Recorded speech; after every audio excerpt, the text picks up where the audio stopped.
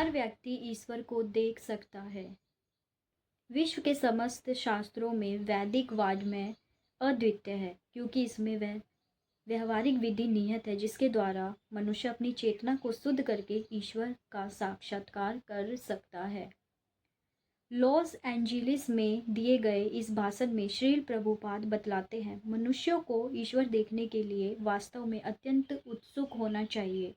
उसे अति गंभीर होना चाहिए और सोचना चाहिए, हाँ मुझे ईश्वर के बारे में बतलाया गया है, अंतिम यदि ईश्वर है तो मुझे उनका दर्शन करना चाहिए। ज्ञान तथा वैराग्य से युक्त सच्चा जिज्ञासु या मुनि वैदिक वाद में अर्थात वेदांत स्तुति से सुनी हुई विधि से सेवा करके परम ब्रह्म की अनुभूति प्राप्त करता है। श्रीमद् भागवतम। कभी कभी लोग मुझसे पूछते हैं, क्या आपने ईश्वर को देखा है, या क्या आप मुझे ईश्वर को दिखला सकते हैं। कभी कभी हमें ऐसे प्रश्नों का सामना करना पड़ता है। अंतएव हमारा उत्तर है हाँ, मैं ईश्वर को देख रहा हूँ, आप भी ईश्वर को देख सकते हैं। हर व्यक्ति ईश्वर को देख सकता है, किंतु उनमें वह योग्यता होनी चाहिए। मान लीजिए कि आपकी मोटर कार बिगड़ जाती है और वह नहीं चलती। इसे हर व्यक्ति देखता है, किंतु मिस्त्री इसे भिन्न रूप से देखता है। वह इसे अधिक जानकारी के साथ देखने के लिए योग्यता प्राप्त है।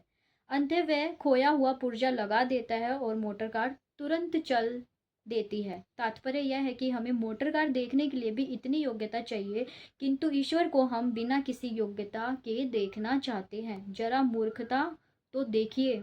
लोग इतने मूर्ख है कि वे अपनी कल्पित योग्यताओं के बल पर ईश्वर को देखना चाहते हैं।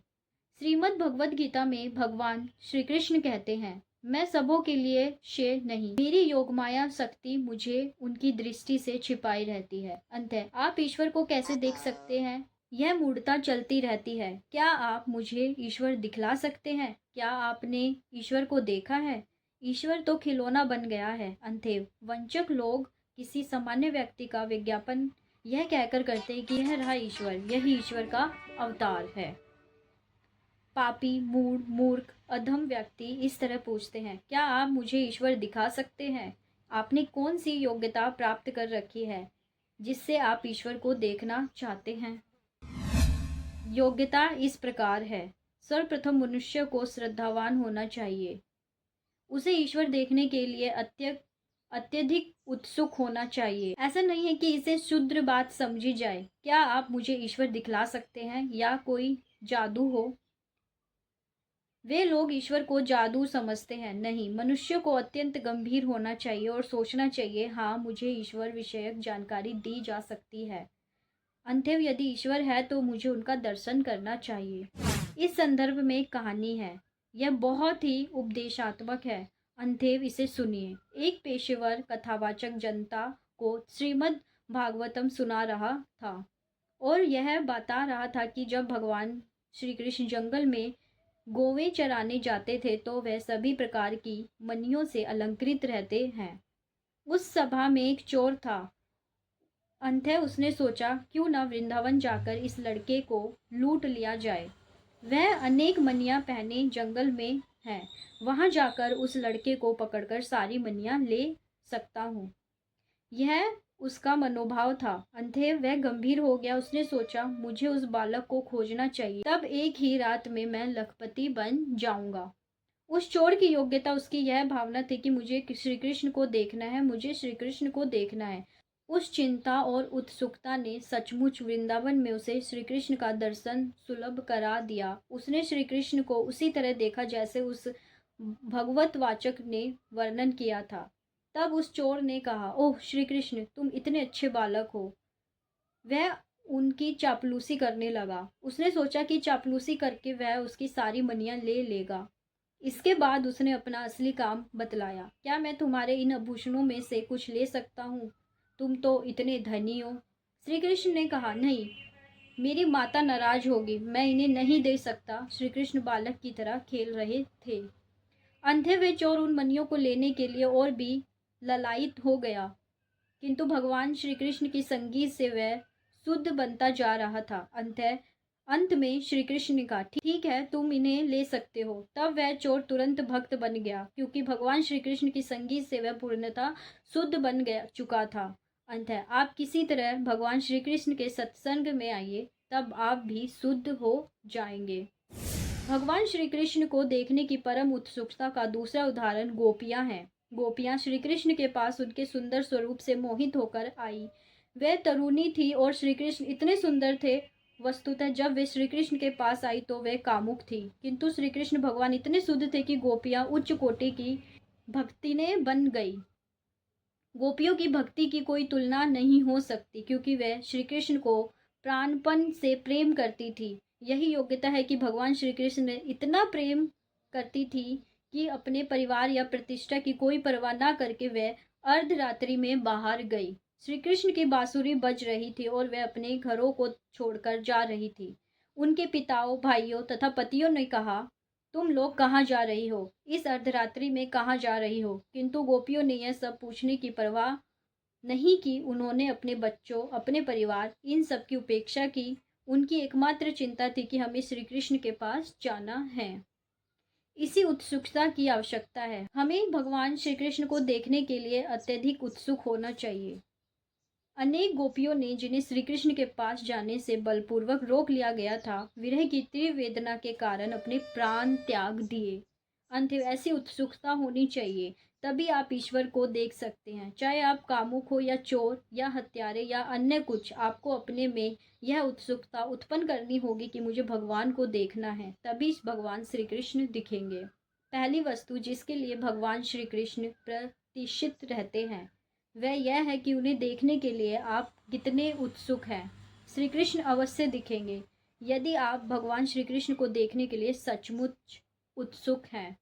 चाहे आप कामी हो या उनके आभूषण चुराना चाहते हो या किसी और तरह से आप श्री कृष्ण के प्रति आकृष्ट हुए हो, यह तो निश्चित है कि आपके प्रयास सफल होंगे, किंतु आपको केवल भगवान श्री कृष्ण की कामना करनी चाहिए। इस संबंध में श्रील रूप गोस्वामी ने एक श्लोक लिखा है। भाव यह है कि एक गोपी दूसरी गोपी को सलाह दे रही है, हे सखी, एक लड़का है जिसका नाम गोविंद है। वह यमुना नदी के तट पर केसी घाट के निकट खड़ा है और अपनी बंसी बजा रहा है। यह विशेषताया इस पूर्ण चांदनी रात में अति सुंदर लगता है। यदि तुम अपने बच्चों, पति या अन्य पारिवारिक जनों के साथ इस जगत का आनंद लेना चाहती हो तो फिर तुम वहां मत जाओ। श्री कृष्ण अपनी वंशी सहित 3 अंगों से टेढ़े वक्र होकर खड़े हुए हैं। यही श्री कृष्ण का त्रिभंग रूप है।